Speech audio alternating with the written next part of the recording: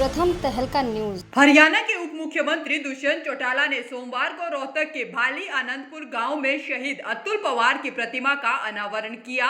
इसी के साथ उन्होंने एक अन्य शहीद संदीप की प्रतिमा पर भी पुष्प अर्पित किए। बता दें कि अतुल पवार सितंबर 2017 में शहीद हुए थे और इस मौके पर श्रद्धा सुमन अर्पित करते हुए उप मुख्यमंत्री दुष्यंत चौटाला ने शहीदों को याद किया और बाद में पत्रकारों से बातचीत में उन्होंने कोरोना महामारी के चलते दिल्ली को हरियाणा सरकार की ओर से मदद की पेशकश भी की। हालांकि दिल्ली सरकार द्वारा मास्क न पहनने वालों पर 2000 रुपए के जुर्माना लगाने को उन्होंने गलत करार दिया है और इसके अलावा दुष्यंत चौटाला ने कांग्रेस पार्टी को भी निशाने पर लिया और कहा कि आने वाले दिनों में कांग्रेस पार्टी पूरी तरह से बिखर जाएगी। वहीं उन्होंने बताया कि स्थानीय निकाय चुनाव, पंचायती राज संस्थाओं के चुनाव के संबंध में 2 कमेटियों का गठन किया गया है। वीर सपूत जिसमें लेफ्टिनेंट अतुल पवार और फ्लाइंग अफसर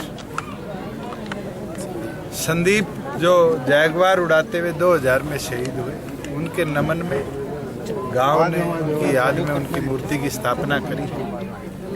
मैं तो नमन करता हूं इस धरती को, माता को, जिनने अपने सपूतों को निडर होकर देश सेवा में भेजने का काम किया। और आज हरियाणा की धरती हर फौज का 10वां जवान देती है।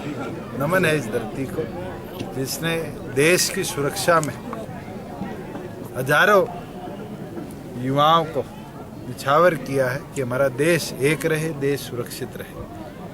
और हम तो उम्मीद करते हैं कि इसी तरीके से हर गांव में हमारे वीर सपूतों की याद में हम आने वाले दिनों में जो गांव के अंदर सामाजिक प्रॉपर्टीज हैं उनका नामकरण भी करें। और इसके आदेश भी मैंने जारी कर दिए हैं कि पंचायती राज के अंदर अगर गांव पंचायत या गांव की सभा, ग्राम सभा ये रेजोल्यूशन देती है कि किसी इस तरह के वीर जो देश के लिए अपनी जान निछावर करके आए हैं उसकी याद में अगर अपने स्कूल का नाम करना चाहे तो डिप्टी कमिश्नर को ये पावर दे दी है कि वो नामकरण अपने लेवल पर करवाए। और हम तो उम्मीद करते हैं आने वाले दिनों में प्रत्येक गांव में इस तरीके से वीर सपूतों के नाम में एटलीस्ट स्कूल्स के नामकरण हम टाइमली करवाएं। अच्छा सीएम साहब, जिस तरह से रेवेन्यू की बात है तो रजिस्ट्रियों में अब भी कई बार बाधा आ रही है क्योंकि पूरा रिकॉर्ड कई जगह 7A दिखाया जा रहा है, कई जगह 7A नहीं दिखाया जा रहा है, कई जगह अर्बन की हैं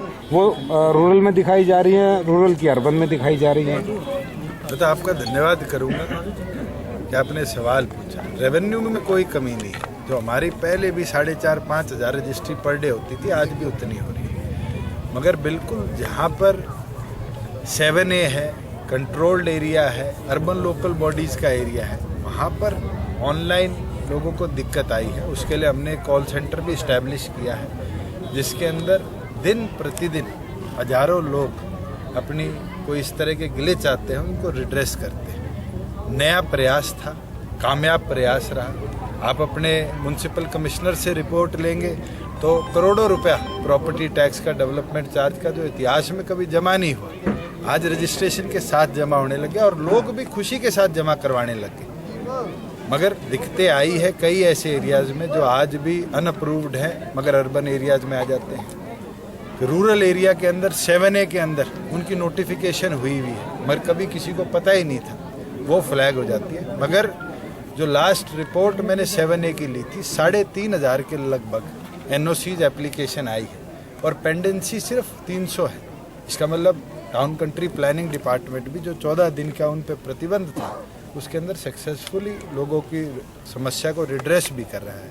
मगर जब भी कोई नई चीज़ आती है, जब ट्रांसमिशन चेंज होता है उस समय ज़रूर ट्रांजिशन पीरियड के अंदर लोगों को दिक्कतें आती है। मगर जो सुधार है मुझे लगता है वो केवल हरियाणा का ही नहीं है, हमें देखते हुए तेलंगाना ने भी अपने सिस्टम को इसी तरीके से रीमॉडल किया है। और हम उम्मीद करते हैं, मैं तो प्रधानमंत्री से भी आग्रह करूँगा कि इतना क्लीन रेवेन्यू का रजिस्ट्री सिस्टम जो हमने हरियाणा प्रदेश में बनाया है, इस मॉडल को पूरे देश में लागू कराया जाए जिससे कोई हरियाणा में बैठा व्यक्ति भी, कोई तमिलनाडु में हो, वेस्ट बंगाल में अपनी प्रॉपर्टी रजिस्टर कराना चाहे तो फिर उस रजिस्ट्रेशन प्रोसेस को सिंप्लीफिकेशन की तरह फॉलो किया। सर जय जवान जय किसान के तहत जो किसान अभी जो विधेयक एक सर जय किसान जय जवान जो जिस तरह किसान अब विधेयक जो कृषि के 3 बिल आए थे उसका विरोध करें और 26 तारीख को मैं तो आपसे पूछता हूँ, एक भ्रम फैलाया गया था इन बिलों से जो कहता था कि मंडी खत्म हो जाएगी, एमएसपी खत्म हो जाएगी। हमने 6 फसल हरियाणा के इतिहास में पहली बार एमएसपी पे खिलाई। कहीं भी